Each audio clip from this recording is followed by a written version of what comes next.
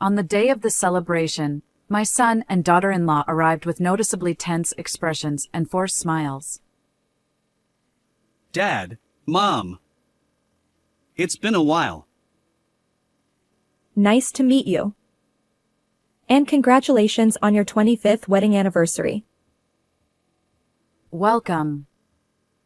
I'm so happy you both came to celebrate with us today. I responded cheerfully, trying to help them relax. I went all out and prepared dinner for you two who came from afar. What? You, Dad? But, since I'm not used to it, I'm still not quite finished. Despite his confusion, my son Justin took a seat, accepting my husband Andrew's kind gesture. Meanwhile, my son's wife Rachel headed to the kitchen where my husband was. If it's still in progress, I'd be honored to help. As I wiped the table, I felt the lively atmosphere that comes with having the family gathered together. All right, the food is ready. Let's have a toast. With the biggest smile I've ever seen on him, Andrew handed me a glass and said, I'd like Mary, who has worked the hardest, to lead the toast.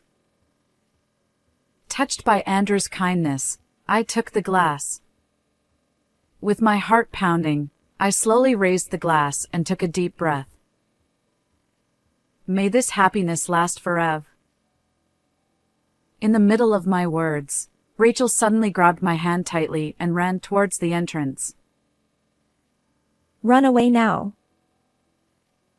I was bewildered, but her grip was so strong and desperate that I had no choice but to follow. After running outside for a while, we entered a cafe that came into view. Desperately trying to keep up with Rachel, I finally felt relieved when we stopped and I caught my breath. I'm sorry for the suddenness, but I had no other choice. Rachel, trembling and pale, began to explain the situation. Andrew, thank you for your many years of dedicated service as a teacher. I, Mary Smith, expressed my gratitude to my husband Andrew, who is 5 years older than me. After more than 30 years as a high school teacher, Andrew retired this spring. Yeah. Andrew responded in his usual curt manner. Relieved that he had replied, I returned to my room. Suddenly, I noticed a dusty photo on my desk. It was a memorable shot of us taken at our wedding. Both of us were beaming, and I couldn't help but sigh. If only we could go back to those days. When we first got married, Andrew was kind. He would express his gratitude and appreciation to me every day, and he always enjoyed my home-cooked meals. He would accompany me on shopping trips, carry even the smallest bags, and always showed concern for my health. However, as our married life progressed, Andrew gradually started to interfere with my household chores. At first, it was small things like making sure the eggs were cooked over easy or vacuuming every day. These were things he never mentioned during our newlywed days, and I was puzzled. But I was happy, thinking that Andrew was finally being honest with me, so I complied.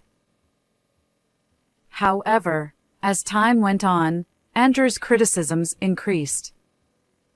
By the time our son started elementary school, Andrew would harshly scold me for even the smallest things that displeased him.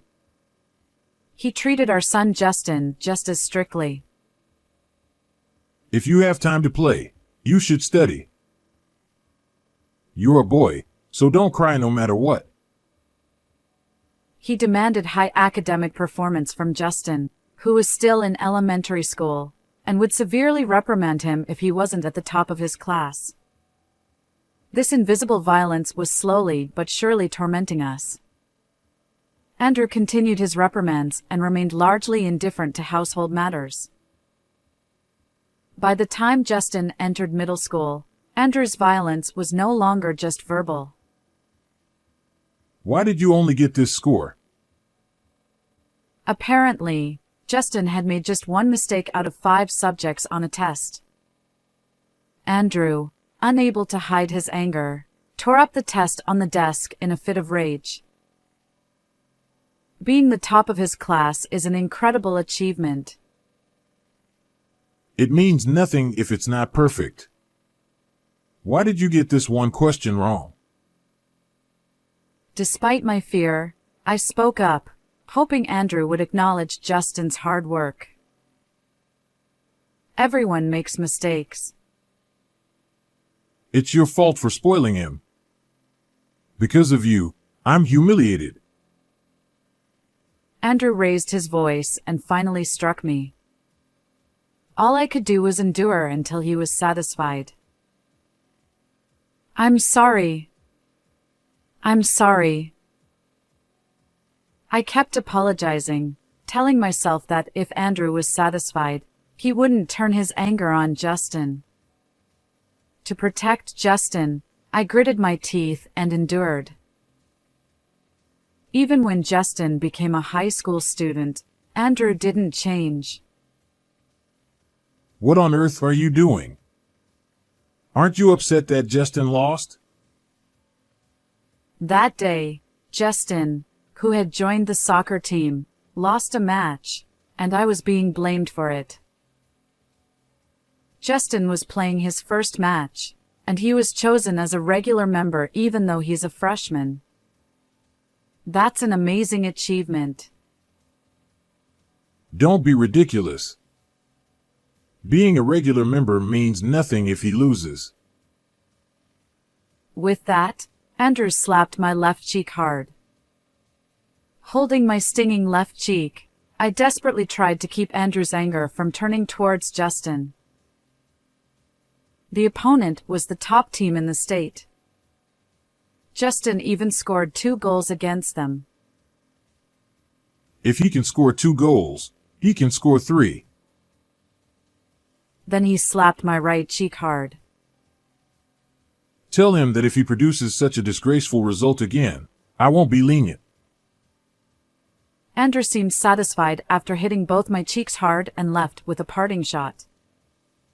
I told myself that I would never let him lay a hand on Justin. As I iced my cheeks, I kept repeating this to myself. Andrew would become violent with me every time Justin's grades or test results came out. Mom, your face. With a tearful expression, Justin rushed over to me. This will heal soon, I said, trying to force a smile to reassure him, but my swollen cheeks wouldn't cooperate. It's my fault, isn't it? No, Justin, it's not your fault. But if I had gotten better grades. Please, Mom, stop protecting me. His plea pained my heart. It's a parent's job to protect their child. But I don't want to see you hurt because of me anymore. Clenching his fists, Justin spoke with a strained voice. If Dad ever hits you and you get seriously injured, you won't be able to manage high school life. That might be true, but You only live once. I want you to enjoy your high school life to the fullest. I gently touched Justin's shoulder and spoke to him soothingly. Mom, you only live once too. I'll be fine. Besides, Dad is only acting this way for now. He'll surely return to being the kind dad he once was. Looking him straight in the eyes, I smiled. I'll try harder not to cause any trouble.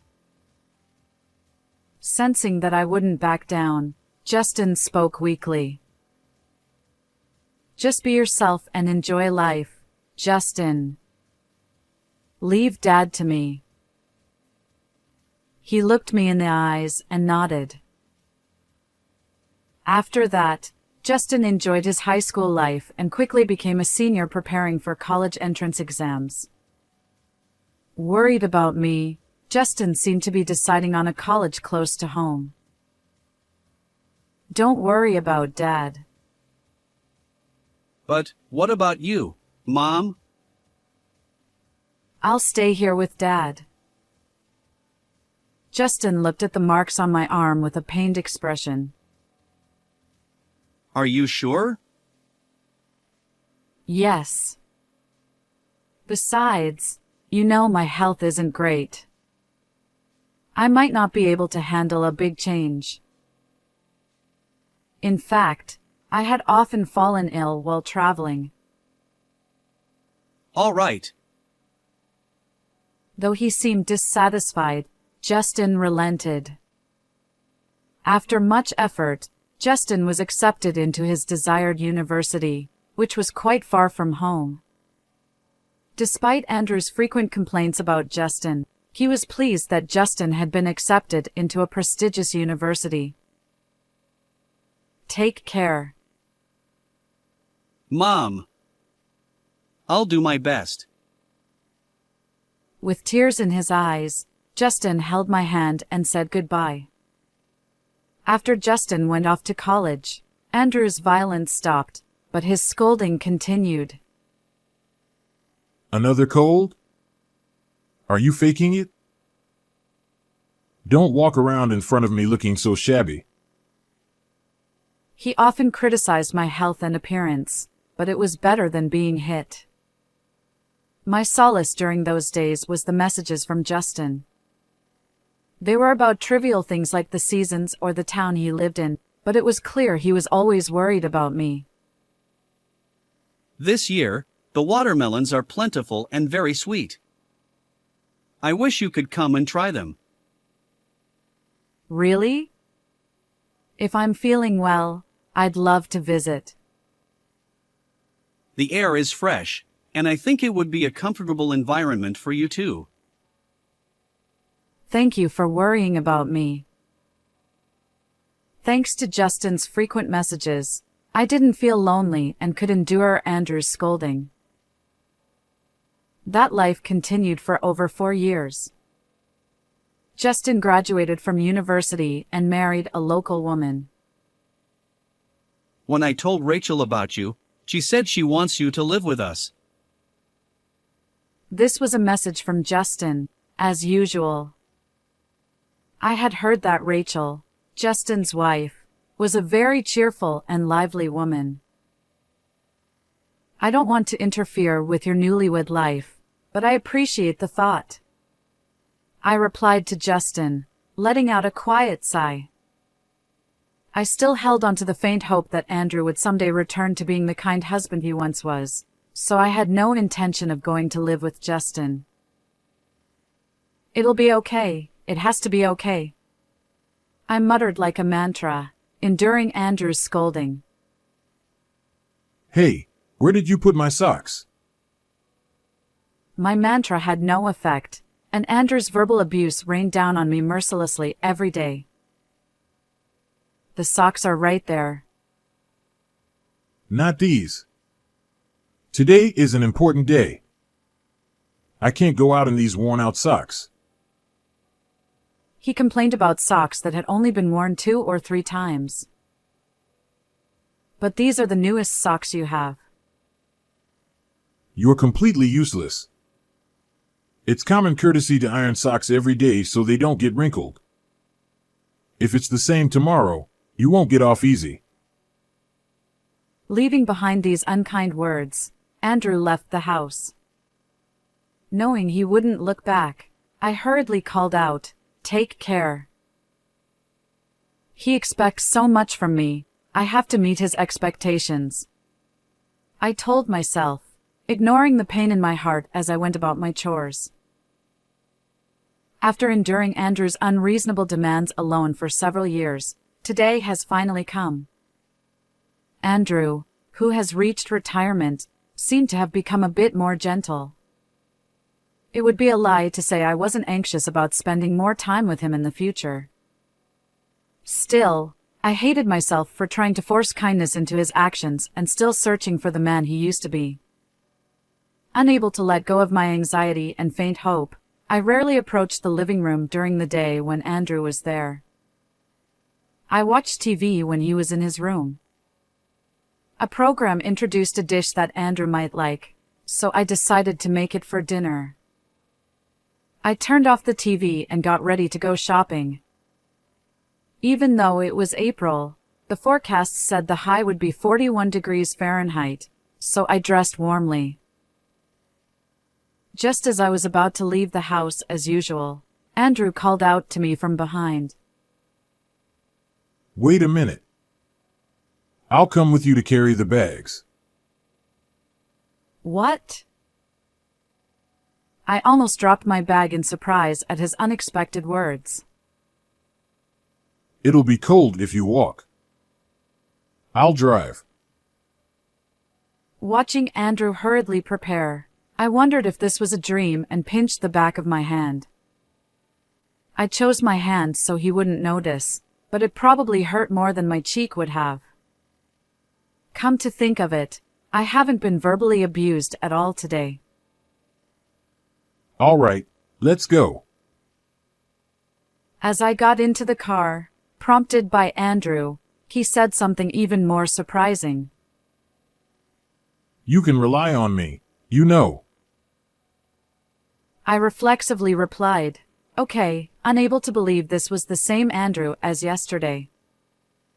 What on earth had happened? Seeing me shiver from the cold, Andrew quietly turned on the heater. Thank you. Andrew glanced at me and smiled. It was the first time in decades that I had seen him smile. It had been so long that I was so surprised I quickly looked away. 5 minutes into the drive, Andrew spoke again. I'm sorry for everything. I was stressed from work and took it out on the family. I see. Given his job as a teacher, he must have been under a lot of pressure from students and their parents. I'm a terrible person. Instead of being someone you can rely on, I've hurt my precious family. I'm the worst. Seeing Andrew's apologetic expression, tears naturally welled up in my eyes. The kind husband I believed in had returned. Thank you for working so hard for us. I've always known you're a kind person, and I've always believed in you. I'm lucky to have such a wonderful wife.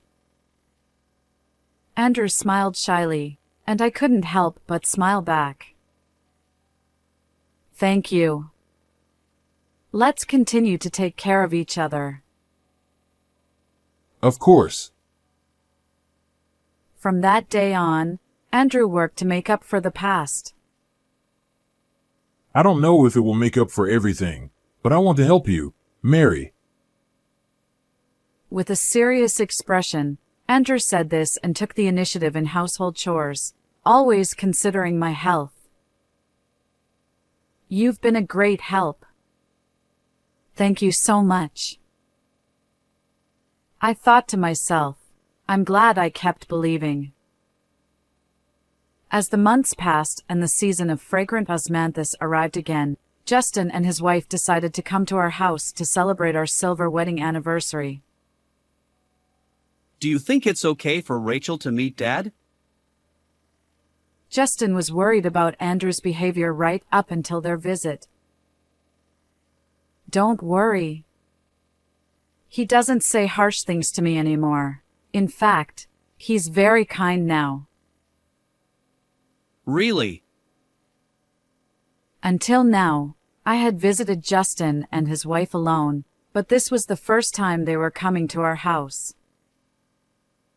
If you're that worried, I'll let you talk to Dad. I thought that hearing Andrew's words might change Justin's mind, even though he was nervous on the other end of the phone. Hello, Justin? I handed the phone to Andrew, and they exchanged awkward greetings. Justin, I'm sorry for everything. I was always on edge from work stress and took it out on you and Mom. I couldn't see Justin's face on the other end, but from Andrew's tone, I could tell that some of the tension had eased. After a few more minutes of conversation, Andrew hung up the phone, looking satisfied. Since they're coming from far away, I want to host them myself. Andrew. The relationship between Andrew and Justin wasn't exactly great. However, I was genuinely happy that Andrew was trying to make amends, even now. I was thinking of having a home party and cooking all the food myself. That sounds wonderful. I'm sure Justin and Rachel will be delighted. I'll handle all the cooking from scratch. I've been a burden for so long, so I want you to take it easy. It was an unexpected proposal. Although he had been taking the initiative in cooking recently, it wouldn't be surprising if he still felt uneasy about it. His suggestion filled my heart with gratitude and joy. In that case, I'll take you up on your offer. Leave it to me. I became excited and started thinking about what else I could do for Justin and Rachel. Then I'll do the cleaning. I'll be using the kitchen, so I'll handle that. Could you take care of the rest of the house? Got it. And so, we worked together to prepare for Justin and Rachel's visit. On the day of the visit, Justin and Rachel arrived with visibly tense expressions and forced smiles. Dad, Mom. It's been a while. Nice to meet you. And congratulations on your 25th wedding anniversary. Welcome. I'm so happy you both came to celebrate with us today. I responded brightly, trying to help them relax. To have caught such a beautiful wife, Justin has really grown up. Andrew also spoke to Justin in a friendly manner. Dad. Justin seemed deeply unsettled by his father's newfound gentleness, something he had never experienced before. I went all out and prepared a meal for you two who came from far away. What? You did, Dad? But I'm not used to it, so I'm still not finished. Shrugging his shoulders, Andrew showed his left hand covered in band-aids, indicating how many times he had cut his fingers. Thank you. I'm happy just with the thought. Though still bewildered, Justin took a seat, trying to accept Andrew's gesture. Meanwhile, Rachel headed towards the kitchen where Andrew was.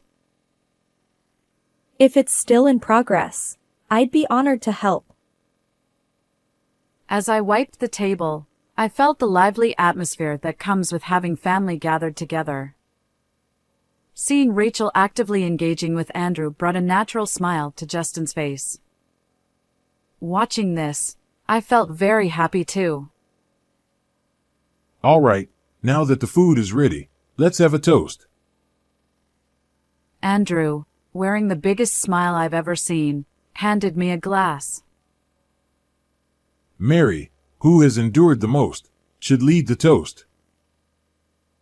Touched by Andrew's kindness, I took the glass. My heart pounding, I slowly raised the glass and took a deep breath. May this happiness last forever. Before I could finish, Rachel suddenly grabbed my hand and pulled me towards the front door. Run, now. I was confused, but her grip was so strong and desperate that I had no choice but to follow. After running for a while, we entered a cafe. Desperately trying to keep up with Rachel, I finally felt relieved to stop and catch my breath. I'm sorry for the suddenness, but I had no other choice. Rachel, trembling and pale, began to explain the situation. What? As I listened, I felt the blood drain from my face. According to Rachel, when she was preparing the drinks and tried to carry the glasses, Andrew was unusually resistant. I secretly observed his actions so he wouldn't notice. Rachel said that Andrew, looking around nervously, poured a drink into one of the glasses and then chopped something into it. It was monkshood. Monkshood. Yes. I enjoy hiking, and the mountains can be surprisingly dangerous. She explained, rubbing her arms with both hands. I study dangerous plants and things you shouldn't eat in the mountains, so I recognized it immediately. Even though I had never seen monkshood before, I knew it was poisonous. I had thought the pretty purple thing in the glass was just decorative, but it turned out to be poison. Shocked by this horrifying revelation, I was paralyzed with fear. My thoughts were interrupted by a call from Justin. Mom, are you okay? Yes, I'm fine. Are you safe, Justin? Somehow. I just got a message from Rachel explaining everything. I'm so glad you're safe, Mom. With a sigh, Justin told me what had happened at the house. Dad was in shock for a while, probably not expecting you to leave. He seemed to be stunned by my escape, not even noticing Justin nearby. Then he suddenly snapped out of it and rushed out of the house, so he might be looking for you. The cafe we're in is located in a maze of alleys, so it won't be easy for him to find us. Still, I couldn't shake off my anxiety. But don't worry. I installed a location tracking app on Dad's phone. When Justin left home, he had given us phones to stay in touch easily. I put it there just in case, but I never thought it would be useful in this way. Justin, with a bitter smile, seemed to be struggling to contain his anger at what his father had tried to do. So, I was able to get into Dad's room and check his computer. Rachel had asked Justin to search for any records of obtaining monkshood. Since I don't usually use the computer, Andrew must have let his guard down. When Justin opened the computer, it wasn't locked. On Andrew's computer, there were records of purchasing monkshood and messages from a woman who seemed to be his mistress, plotting to kill me for insurance money. Dad probably became nice all of a sudden to make you let your guard down. Justin's words seemed to dissolve into the air over the phone. After hearing everything, I felt as if I had been slapped awake. I couldn't believe that Andrew would do such a thing. I recalled his past behavior like a flashback. Indeed, the violence had stopped after Justin left home. At that time, I was so relieved that the violence had stopped that I couldn't think about anything else. He must have been involved with his mistress since then, and by the time he started being kind to me, he had already been planning this. It was fortunate that Justin and Rachel came to celebrate and that Rachel knew about monkshood. If I had been alone. Looking back, there were many unnatural points. Even for the silver wedding anniversary preparations, Andrew took complete control of the kitchen.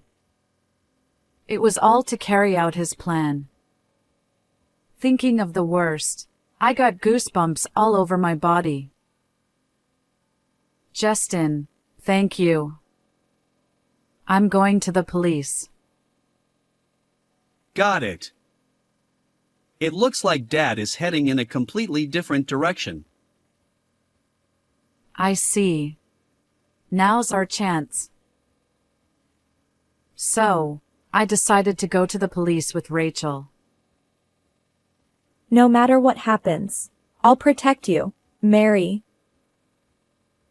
Rachel, you're so reliable. Encouraged by her, my heart strangely calmed down. Rachel's inherent brightness lightened the atmosphere.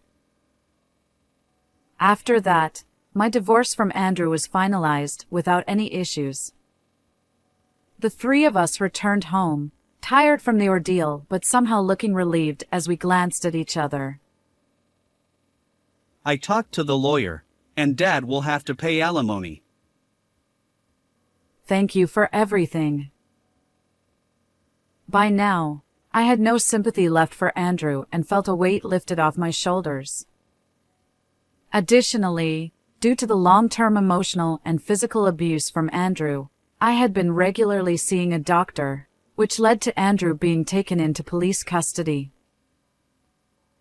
Thanks to you, Justin, we quickly found Andrew's whereabouts, and the alimony was paid from his retirement money. I can't thank you both enough. It seems his mistress also faced consequences. The woman who had apparently been plotting with Andrew was identified through his computer and was promptly arrested. Now I can live without fear. My heart was shattered by Andrew's betrayal after supporting him for so many years. However, I forced a smile, not wanting to worry Justin and Rachel. Mary, would you consider living with us? I appreciate the offer, but I'm fine on my own. I didn't want to be a burden to Rachel, given my weak health. The last thing I wanted was to trouble my son and my daughter-in-law. You protected Justin with your own body, and now we want to protect you. As she said this, Rachel hugged me tightly. Rachel. In my line of sight, Justin nodded with a gentle expression. Thank you. It would be reassuring to have you both by my side. So, I moved into Justin and Rachel's house and started a new life. The one concern I had about my health turned out to be unfounded, as I felt miraculously better after the move. Because of this, I was able to do things I had previously held back from and visit places I couldn't before, making every day feel fresh and new. Today, I woke up with the sunrise, opened the window, and breathed in the outside air, enveloped by the characteristic warmth of summer. After preparing breakfast, the three of us sat around the table. After finishing our prayer, I reached for the mayonnaise. Mayonnaise is a must for fried eggs, I said firmly to Rachel, who was about to sprinkle salt on her fried egg. No, Mary. It has to be salt. Even such trivial disagreements felt natural, and I finally felt like I had found true happiness. You too. If you don't eat quickly, we won't be able to go anywhere. Justin said, almost as if he were coaxing children. Where are you taking us today? How about we go to a farm and have some soft serve? Sounds fun. I need to make sure I have my sun protection ready. As I interacted with the two of them, I felt the true sense of family and love that I had finally found, and I vowed to continue working together with them. May this happiness last forever. I quietly whispered the words I couldn't say that day, my heart filled with joy. How did you like this story? Please don't forget to subscribe to the channel. See you in the next video.